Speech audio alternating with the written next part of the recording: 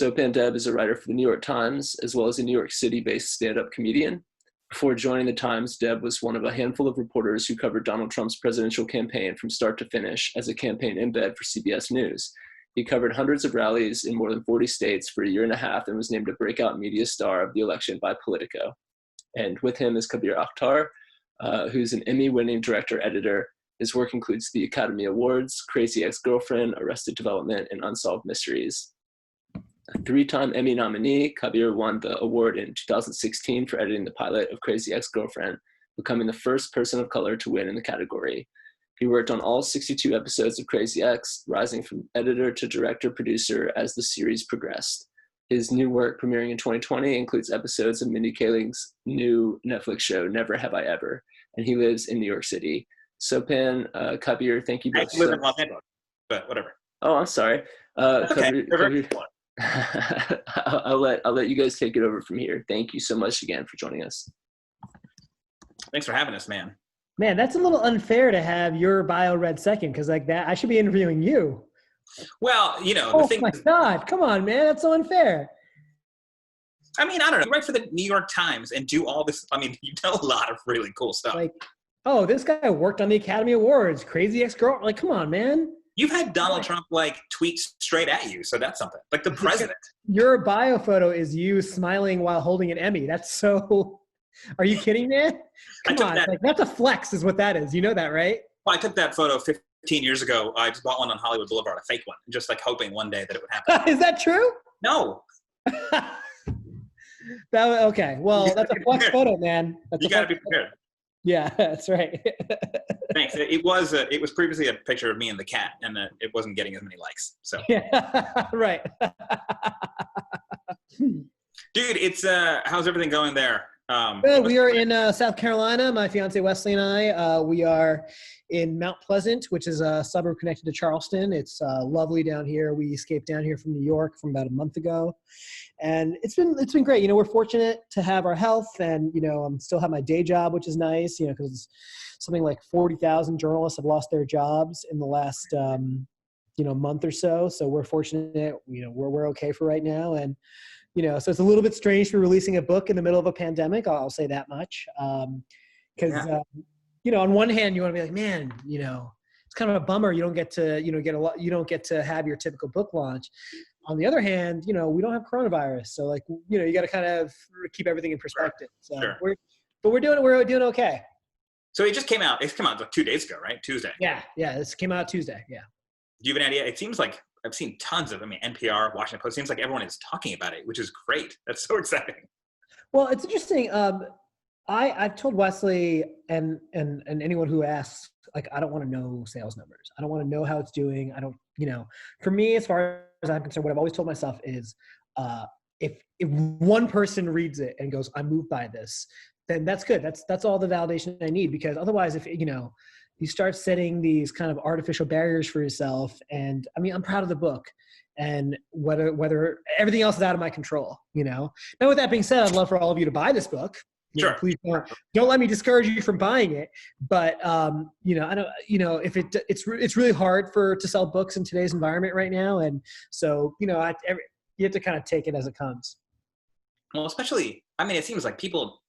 All of us, we're all stuck at home, need something to do. You know what I mean? Like in terms of like, that's all I think we've been doing. All everybody's been doing is watching TV, watching movies, and reading. Because there's right. Well, the hard thing is like you have to remember like there's a whole bunch of people that lost their jobs in the last month or two, and so here you got to hawk your book, but at the same time you have to be wary of the fact you have to be aware of the fact that a lot of people might not have as much disposable income right now to spend on things like books, you know, and they don't even know how to pay rent and how to put food on the table. And so you have to be kind of aware of that and walk a fine line. So, you know, what I mean, look, if you have the means, I would love if you buy the book, but if you don't have the means, totally understand, you know, and I'm happy to, you know, whatever. But yeah, it's a weird time to be doing this. And yeah, I hope people, for those who do have the means, find this interesting story to read while they're at home. Now, I've never written a book, so I don't have any idea really how to conceptualize how long something like that would take. But it seems like, what a journey. I mean, the story of the book already is like, you know, it spans a serious amount of time, you know, basically your whole life. but then also like actually encapsulate that and get it, published is a whole extra step. And when you talk about like, it feels like this probably has taken a very long time, the whole thing for you. Actually, it's the opposite. So a lot of books do take a long time to write. This one took 6 months maybe. And the reason for that is, so for those of you who don't know, the book captures, it's called Mistranslations. It captures a year of my life as I try to reconnect with my estranged South Asian parents. And the reason it didn't take that long is it felt like therapy writing the book. It felt cathartic. It felt like we were doing something that, it felt like I was doing something that was important to me. It felt like I was getting a lot off my chest about the brown experience in America and about, our family issues and whatnot. So it felt like it was long overdue, but didn't feel, it was draining, but at the same time it felt important, and it felt like something that wasn't as, it wasn't as much of a lift for me because it just felt cathartic. So it took about 6 months. I started writing it at the beginning of the journey. And so it really captures that year.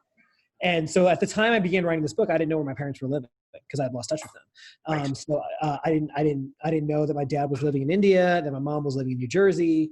I didn't know. Oh, wow. And I didn't know much about them at all. I didn't know their ages, their birthdays, how they met, how they came to this country. I didn't know anything about them. And so, so when I started doing this, it was very, and it was literally like a real journey in that I really didn't know when I started writing chapter 1, what chapter 12 was going to look like. Right. So it's a very unusual writing process. It was much different than what other people have gone through, but I would say it took about 6 months to a year. And then there was like months of copy editing, and that's not including the book proposal, which took an extra 4 months probably. So it was a lot. But at the same time, it was a very gratifying experience. I mean, also to put so much of yourself like personally out there seems like very challenging. Like on one hand, like super rewarding, if like it all goes well, but also like, it's very personal, it's a very personal story. Yeah. I think that to do something like this and to do it well, you have to look inward, and you have to be willing to look in the mirror and recognize your own faults and what you did wrong. I've read like a lot of political memoirs, and most political memoirs I've read by politicians are unreadable because a lot of them lack self-criticism. A lot of them lack, it's just like about how great they are. And so those are terrible. Those are terrible to read. And I wanted this to be an honest capture of who I am as a person. But ultimately this book is not about me and my life. It's a story of forgiveness. It's a story of reconnection. It's a story about my parents way more than it is about me as a person. Completely. And ultimately those two things are connected. But, look, if I wrote a memoir about my life, and it's like Sopan Deb, the life of Sopan Deb. And, when he was 6 years old, he did this. And it was like, who'd read that? Who would want to, I wouldn't want to read that. I definitely would not. No, I know. And I wouldn't even say, you would not be here doing this Q&A if you're doing that. Yeah. Right. I would rather be here doing this than doing that. Yeah, that's right. Like, I really felt like it was interesting to me because, when you first sent the book over, and I was like, it sounds very interesting. And I'm curious to see what it's like. But you're right. In a way, it's not really as much about you, and as much as it's about like, the story of reconnection, but also in a kind of a zoomed out way. It's even more kind of a very like, it felt extremely familiar to me, even though mine's very different than yours. Also, but like, I mean, both of us brown, both of us grew up, on the East Coast, today, recently. And I was really surprised by how much like detail stuff we had in common, in a way that makes me think, how many other people are sharing this experience now, right? Well, this is what's interesting. Part of the reason this experience hasn't really been out there, like the people of color have a hard time getting their stories told, like think about, I mean, Kabir, you've been in Hollywood for a while. How many brown people in Hollywood? Is like 8 of you guys? Yeah, I know all of us. Right. Like how many, and in the last 20 years, how many films? It's like The Namesake, it's Slumdog Millionaire, it's Bend It Like Beckham, The Big Sick, and then is that the list? And basically, yeah. Right? I mean, I'm sorry if I'm missing, I'm sorry if I'm missing other. Yeah, but I mean, like, you're right. It's a very short list. Yeah. And so So these sort of stories are hard to sell. And as I in the last couple of days, I'm hearing a lot of like, hey man, that's my story too. Hey man, I get what you're saying. I get like that experience with your mother. That's what I had. I experienced with your father. That's what I had. And it's been really heartening. But the truth is, part of the reason that we don't know about it is because these stories aren't out there. And I'll give you an example. We sent this to the proposal. Now I'm a New York Times writer, and I hate to use this word, but I'd like to think that, if you write for the New York Times for a number of years, you're considered a quote unquote professional writer, Yeah. Normally that would apply. I've met you, but normally that would apply. Yeah, right. Normally, we sent this to 25 publishers. The first 24 said no. Like Wow. they didn't think this was a story worth telling. And I mean, that will always stick with me, right? And I'm so grateful that Day Street and HarperCollins said this was worth it for them, because otherwise this wouldn't be out there.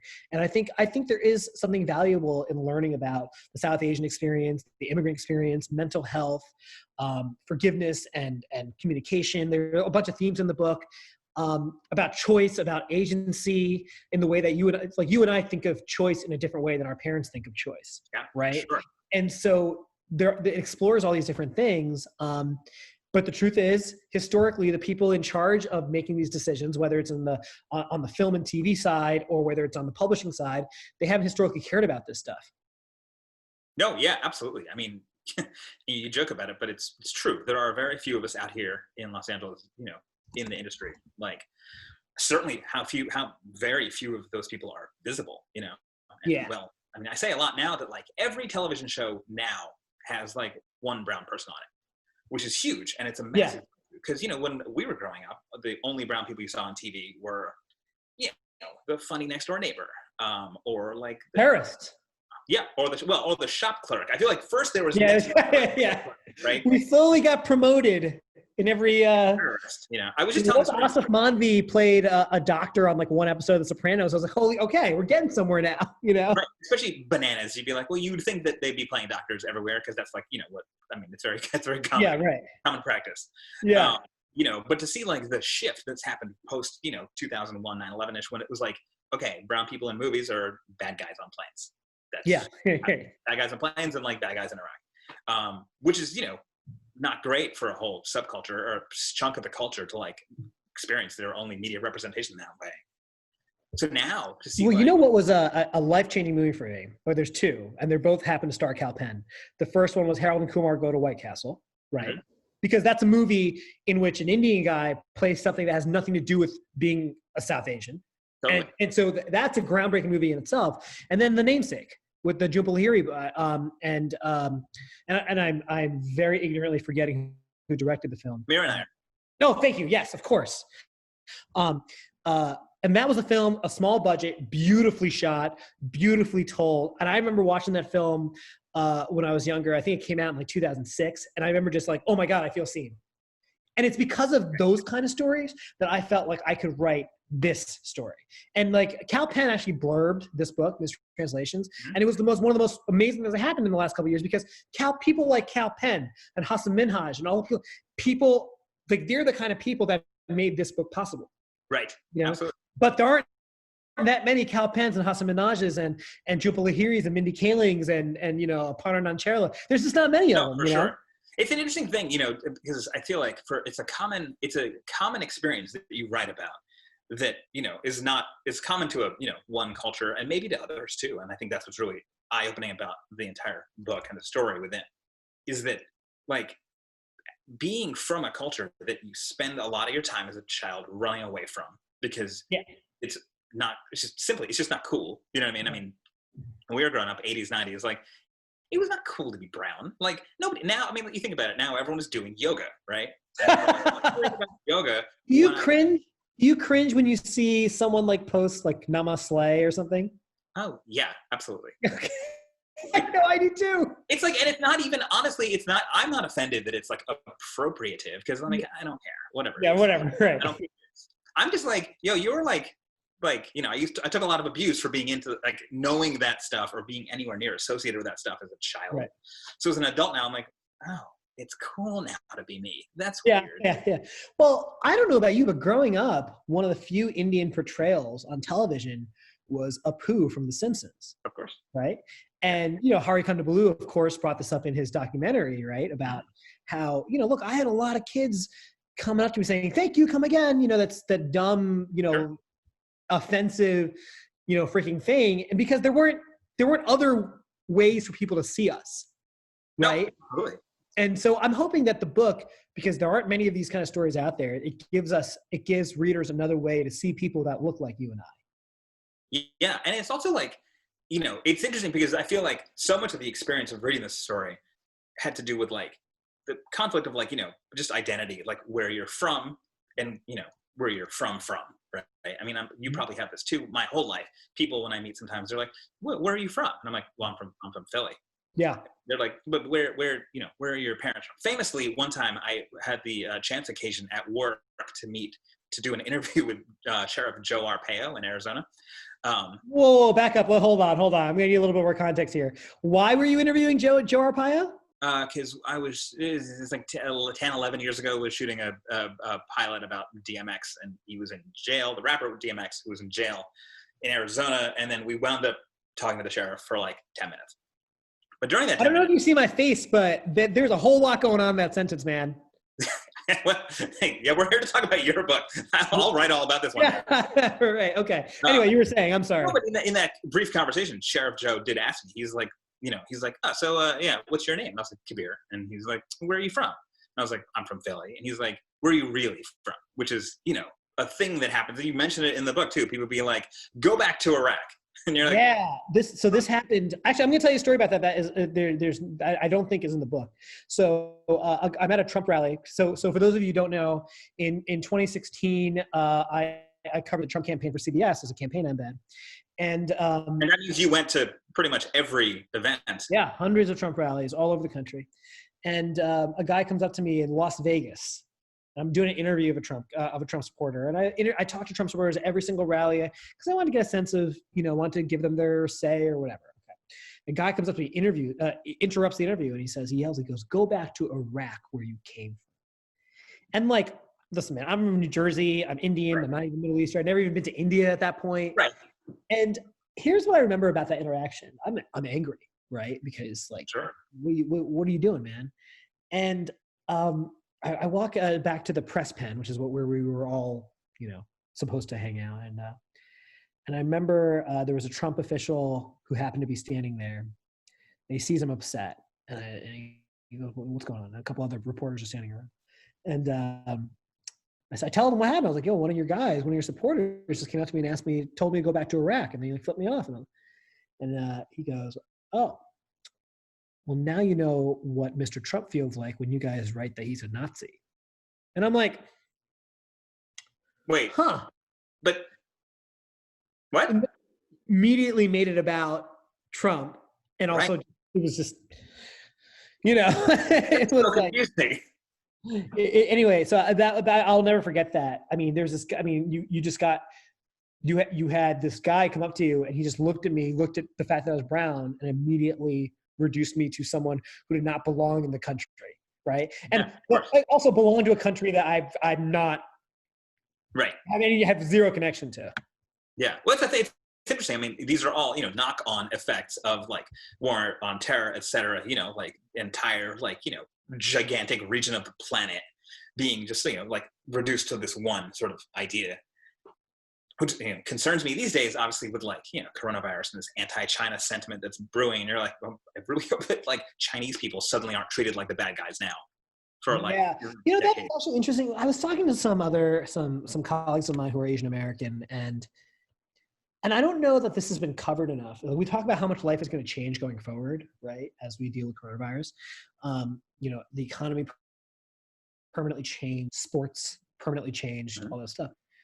But I think something that is going to be a long-term effect that we may not realize right now, in the same way, you know, Muslims had to deal with stuff post 9/11. I mean, I just wonder, you know, is there going to be, I mean, are the way that Asian Americans are treated by people going forward?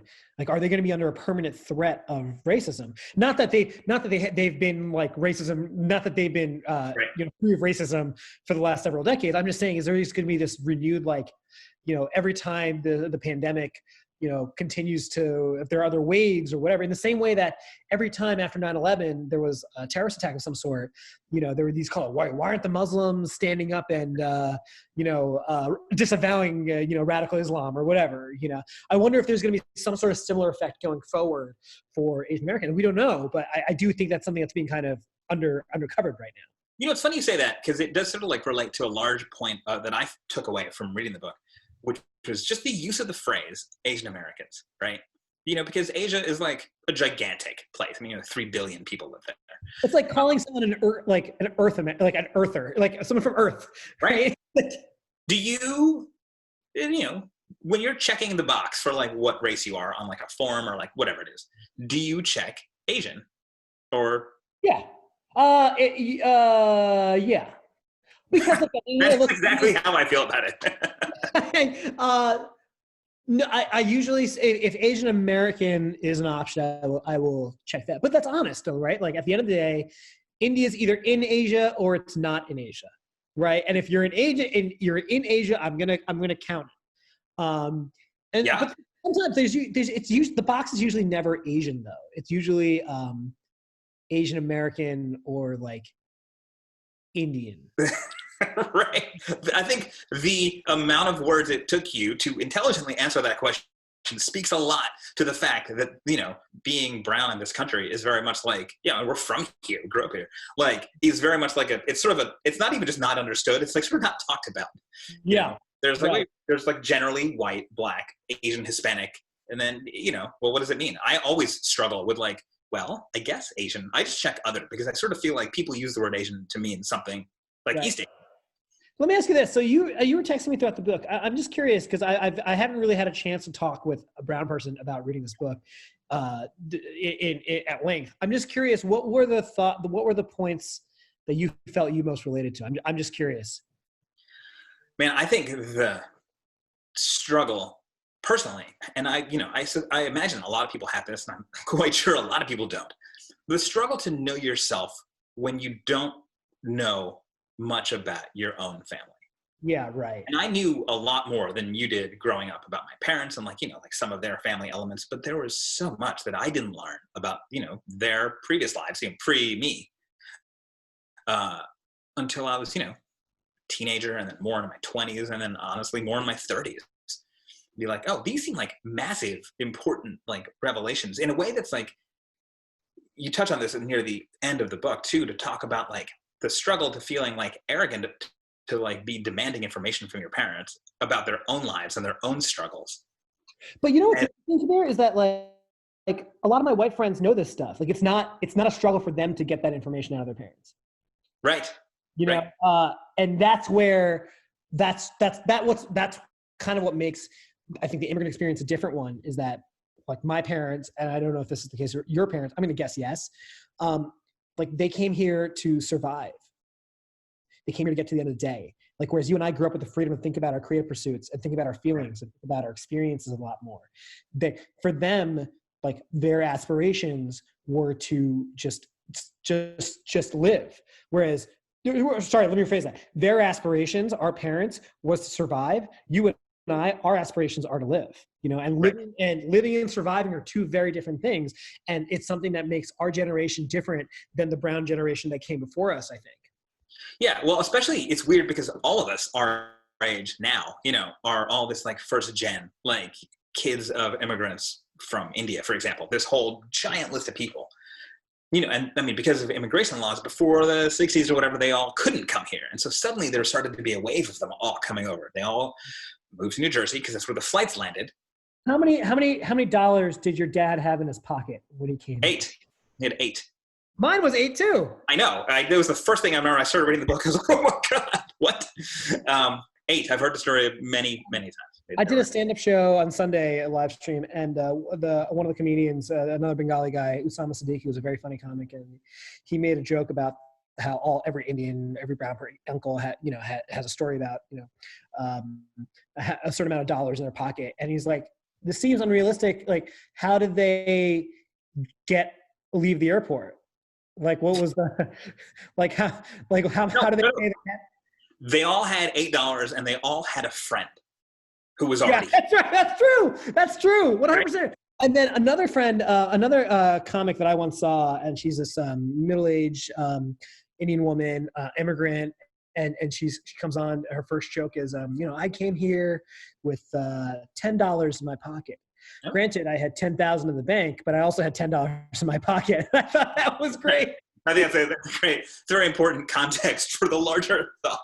But I mean, you think about, like, there's that common experience for so many of these people. And while I was reading the book, I had a thought that somehow I'd never had in my whole life. But like one of the many things these people all had in common was not just that they left their home country at the age of, like, early 20s, right? And moved 9,000 miles away to a country where they didn't know the culture and hadn't grown up and didn't know that many people. Right. It's not just that they did that, but they all chose to do it. Like, all these people were like, okay, I'm going to go and just do what I can. Yeah. Do what I can. They all had a reason for going. Like, I guess I hadn't really thought about it, but there must be so much commonality in, like, the reasons for having done this. Well, when my dad told me, when I asked him, he said the words, I'll never forget this quote. He said, "America was calling me." They had all the opportunity there. And he said it in one of those ways that you think would be said in the movies, right? Yeah. Like, America was calling me. It was, it was a very kind of idealistic way of looking at the country. Look, at the end of the day, there's a big allure to coming to America and growing up here, and bringing your family up here. Certainly there was for my father. And in a weird twist, he ended up going back. He left the country after my parents got divorced when I was 18 or 19 years old, and didn't tell anybody. He just moved back home to Kolkata, where he grew up. And what's interesting is he ended up thriving in Kolkata, where he left. Instead of, he never assimilated well to the United States in the way that a lot of immigrants do. He never fit in here, so he went back home and he rebuilt a life for himself. And good for him. A lot of people don't, once they fail, they don't rebuild themselves. My dad did. And I think it's really great of him. Yeah, I mean, I thought it was stunning to see the things that your parents did to survive. Yeah. I mean, it's complicated and it's a lot, and especially to, like, go on a journey, for you to go on a journey to, like, reconnect with them, not only as a son to his parents, but also to be like, who are you two people that I used to live with? So the thing about this book is that I sat down and interviewed both of my parents as some of the chapters in the book. And the first question I had to ask each of them was, so when is your birthday? How old are you guys? Because that is the basic, that is how basic we had to get with these conversations. How old are you guys? Where'd you grow up? Also, at least one of my parents has the same answer as one of your parents, which was that their birthday was made up. Both of my parents. Yeah. Very common thing that I've learned about, that totally blew my mind. So my father said he had two birthdays. There was his actual birthday and then a passport. I think he called it a passport birthday or something. Or whatever, and the government documentation was made so that made him seem younger, so he would seem farther along in school. That's really funny because that blew my mind. I'm like, well, you guys are insane, I had no idea. I'll tell you that when my mom, some years ago turned 50, told her mother. To say, and her mother's neighbors had recently gotten a phone. So there was access. So there was she called and was like, hey, they're talking, by the way, Mom, today's my birthday. I'm turning 50 today. It's February, whatever. And her mom's like, your birthday's not today. And my mom was like, yeah, no, it's February, and her mother was like, no, you were born in the summer. And they, took some time, did some research, and found that they had in fact had her, had her write down a different birthday so she could start school that year. Oh my gosh. Like when she was, 4, 5 years old. That sounds crazy to us, but it's so common for that generation. That is actually that blows my mind. A lot of kids find out, oh my God, I just found out I'm adopted. I think so many of our parents are like, I don't know what my birthday is. Yeah. My mom literally said to me, she's like, yeah, I never felt like an Aquarius. I'm like, Mom, it's too late. I'm not changing your birthday. Right. So when do you celebrate her proper birthday or the one that you guys knew? No, the one that I knew about my whole life, and the one that's on her like passport and her driver's license and all this shit. Like, that's just the way that is. Right. How did she care? How did she take that? I think she was surprised, but I think also that, like, you know, I thought it was informative because it really felt like they had to leave behind so much, you know. Yeah. I mean, like, in my case, my parents, you know, they left behind their families, and whatever their relationships with their families were like, good, neutral, or bad, they were still your parents arranged, by the way? No, far from it. They went against everybody's wishes. Oh, it was one of those. Oh yeah, it's a rare one. They went against everybody. On both families didn't want it to happen, or one family? One family. I think that, you know, the other family sort of just was like, whatever you're gonna do. You know, I have a very like, what are you gonna do vibe about just whatever. I'm like, okay, cool. I like to think things through and plan, but also I'm like, what are you gonna do? Yeah. But I think that was also a big part of them moving here with their $8 and, you know, medical school and so on. Like, amazing. What an amazing story they must have, though. Like, this is like a real Romeo and Juliet situation here. It's stunning. We'll go for a drink at some point. I'll tell you all about it. We're not on a live stream about my book. Yeah, exactly. When you write your book, yeah. Well, that was the thing. There were points, you know, having read the book, you know, just over the last couple of days, that like I took a lot of notes. You know, at the beginning, I was just taking notes a little bit to be like, let's have some stuff to talk about today. But as it was going on, I found that I was taking notes because I was confusing your stories with my own, even though I know my parents' stories very well because, you know, lived with them for a long time. But there's so many like mirror image or even like straight looking at each other like, you know, like, oh, you know that Spider-Man meme where they're pointing at each other? Yeah, right. That was happening to me as I was reading this. And I'm like, that is, and I really started to wonder how many more people have this experience, you know, like how many more people our age, you know, the diaspora, the first gen kids have like all these shared experiences, and how many more like of those parents have all these shared experiences. I mean, you know, my parents growing up in Philly, like me growing up in Philly, they had a lot of friends, you know, dad's work friends, my mom's school friends, and whatever else. And there was like, you know, the white friends, but like typically speaking, they were hanging out with the brown friends. Yeah. It is interesting. I mean, I'm so heartened to hear that you share so much of this because, you know, as I was writing it, you know, there are times when you feel very alone, right? Because you wonder who can understand this. Excuse me. I'm very heartened to hear that there are parts of this that you relate to because that was something that was a big worry of mine, and something that I've been holding on to is that what I've been telling people that this is not a book just for brown people, nor is it the book of all brown people. You know, this tells one specific story, but I do think the commonalities that all of us share. Unfortunately, you know, as I said, these books, you know, publishers don't think there's a big audience for them, and I disagree with them, and I hope that this book proves them wrong, at least, you know, on some level. You know, whether it becomes like a bestseller or not or whatever, I hope that, you know, it finds enough of an audience that some publishers will be like, okay, we should put more of these types of stories out there. Well, that's the thing. I think that it's weird because in a lot of ways, I mean, if you start very broadly, in like a lot of ways, your book is not a universal story. Sure, but yeah. In a lot of ways it is because, you know, in terms of it being a search for identity and trying to figure out, you know, who you are by understanding your context and your background. And I think it's very interesting because, look, I mean, you probably have a similar experience. We probably have many similar experiences. I could see from reading the book that we did. But, you know, one thing is like when you're, I don't know, in high school and you got like friends come over for dinner, you go to your friend's house for dinner. I remember like even in college, freshman year, people being like, you know, I would ask people, I'm like, so like my white friends, and most of my friends were white, like be like, what do you guys have for dinner at your house? Like, what do you do? Yeah, no, totally. So I remember my first time going over a friend's house for dinner was I was in 6th grade. You didn't go to a friend's house for dinner in like all in elementary school? No, I didn't have many friends, and we only hung out. That's totally understandable. Yeah, right. I mean, I don't even know how I got them the rest of it. Oh, yeah, there's nothing wrong. We didn't really do play dates. It's not something my parents encouraged. When we go over friends' houses, it'll be family, like other Indian family friends' houses, right? Okay. What I mean by dinner, I mean the first time I had dinner at a white friend's house was that wasn't like a little league team dinner. It was just me and the family's house. It was 6th grade. And so you're probably, I think I was 12 years old. And I remember sitting around at the table, and, you know, my buddy Sean, his brother, and the mom and dad. And I remember they made tacos. Ooh. Like, whoa, I've never had tacos before, you know? Yeah. Because like, I was like, because we had Indian food every day at home, and I wouldn't invite every day. Yeah, every day. Like there's no escaping Indian food, and I love Indian food.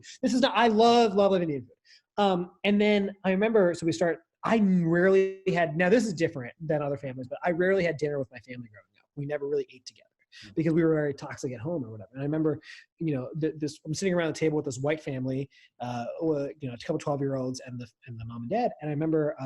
We start talking, and the mom goes, hold on, we have to do our typical thing. And she says, everyone talk about their days. Sean, you go first. Dylan, you go second.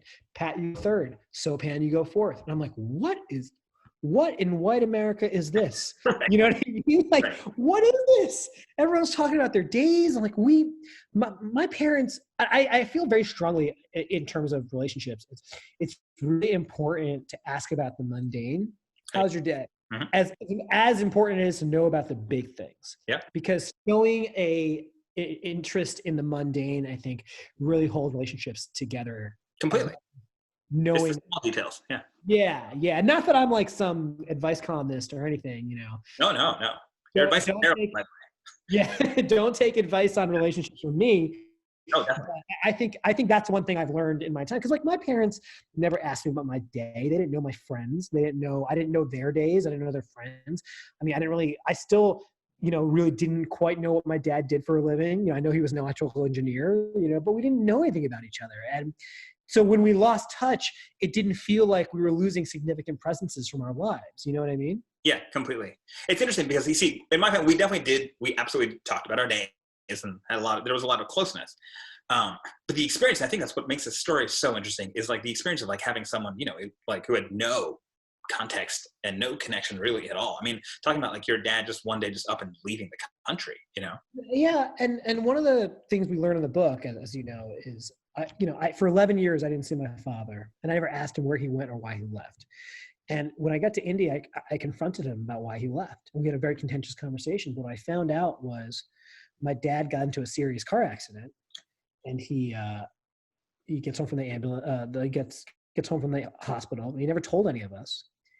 And he looks around and says, I'm going to die here. I'm going to die in the United States. And my kids and my family don't care about me. So I'm going to go back to India. And I'm going to rebuild my life, and I'm going to reset. And then I'll try to be the best father I can be, but I'm not going to do that here. And when he told me that, I felt pretty ashamed. Like, how do you get to a point with your own father where he gets into a serious car accident and he doesn't think you care enough to know that? So he just leaves the country. Leaves the country.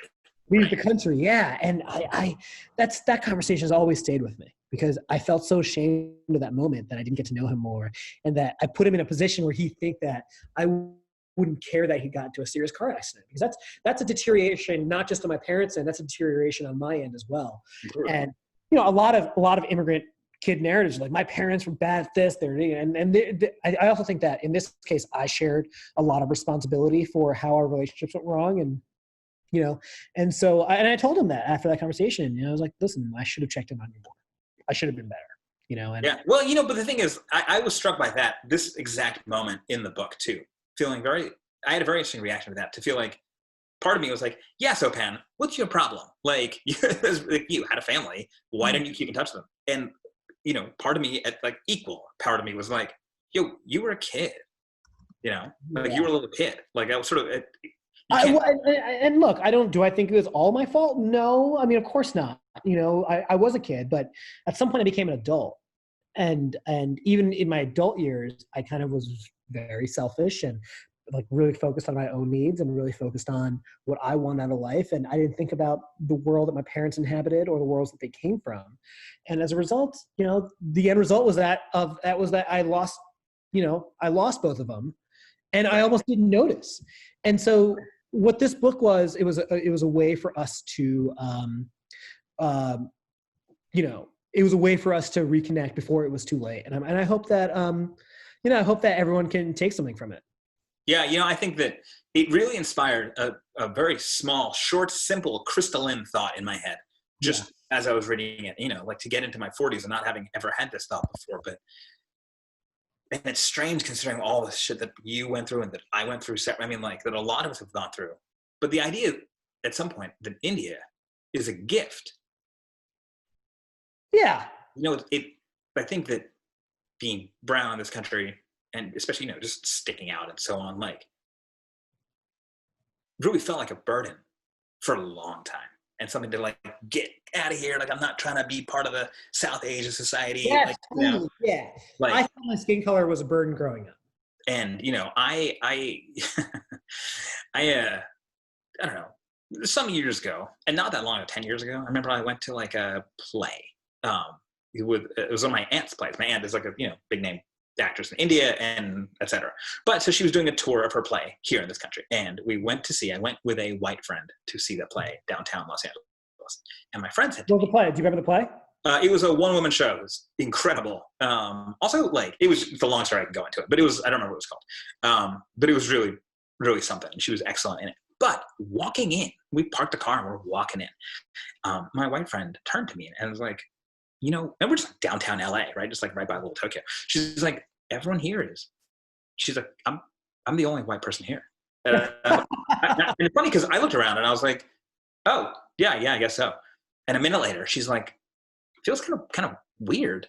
Isn't it a little weird? I hate to say it. She's like, I feel a little weird. I was like, yeah, that's kind of normal. And I remember she was like, how long does it take until it stops feeling weird? I was like, 35 years.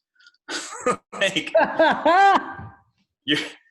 it doesn't go like it just becomes background noise. You don't realize it. I don't think about it consciously, but all the time, it's just always there. Right. Well, Kabir, thanks so much for doing this with us, man. This has been great. Yeah, dude, absolutely. This is a real pleasure. I'm really glad. If anyone has any questions, feel free to chime in. But it doesn't look like any of you have anything. I hear there are people watching, so that's good. Yeah. If anyone has any questions, last call for questions. In the meantime, Kabir, do you have anything you want to promote while we're here? Well, yeah, actually, show coming out. The hint. Yeah. Oh, right. Exactly. I've lost track of what day of the week it is. I don't know what's going on. Today's Thursday. On Monday, a show comes out on Netflix that Mindy Kaling was the producer of, called Never Have I Ever, and it's a show about first gen brown teenager in America.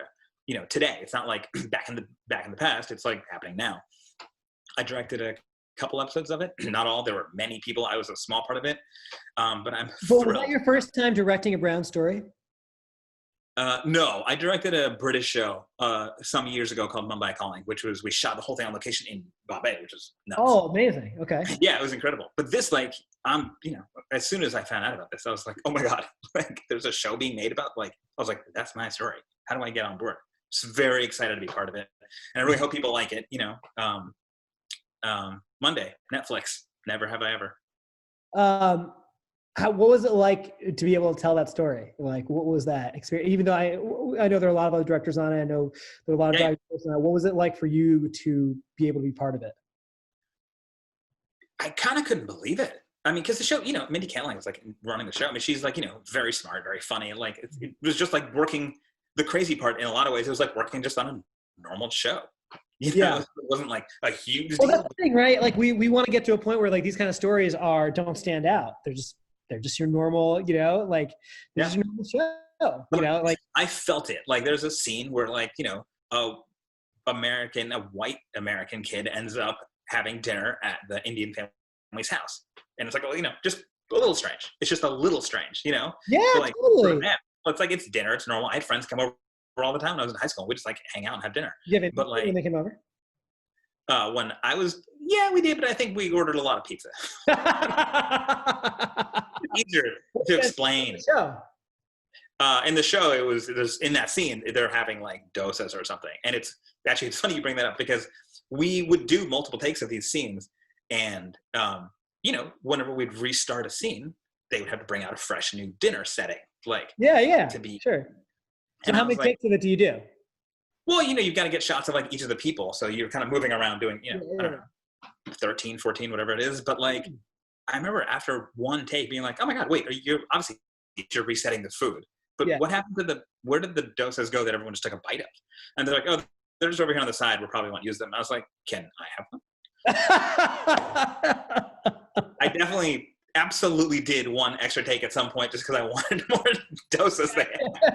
You guys, I can use another snack. All right, exactly. Resetting. Yeah, sorry. Oh, did you already take a bite? Too bad. Well, Kabir, thank you so much for doing this, man. This has been a really great talk, and I hope that I'm so glad that you read the book and that you enjoyed it, and I hope that we reconnect really soon. Yeah, man, absolutely. This is a super pleasure. All right. Hi. Well, I just wanted to thank you both for joining us. Sopan, Kabir, you guys were truly delightful. This was a lot of fun. Yeah, please order from Booksmith. Like, help your indie booksellers out. Please order if you can. If you have the means. Translations. It's called Mistranslations. Mistranslations by Sopan Deb. Congratulations on the book, Sopan, again. And best of luck to you. Yeah, take care, everybody. Thank you. Thank you both for joining us, and everybody at home. Thanks for tuning in. Hopefully we can all do this in person sometime soon. All right, guys. Take care. Stay safe.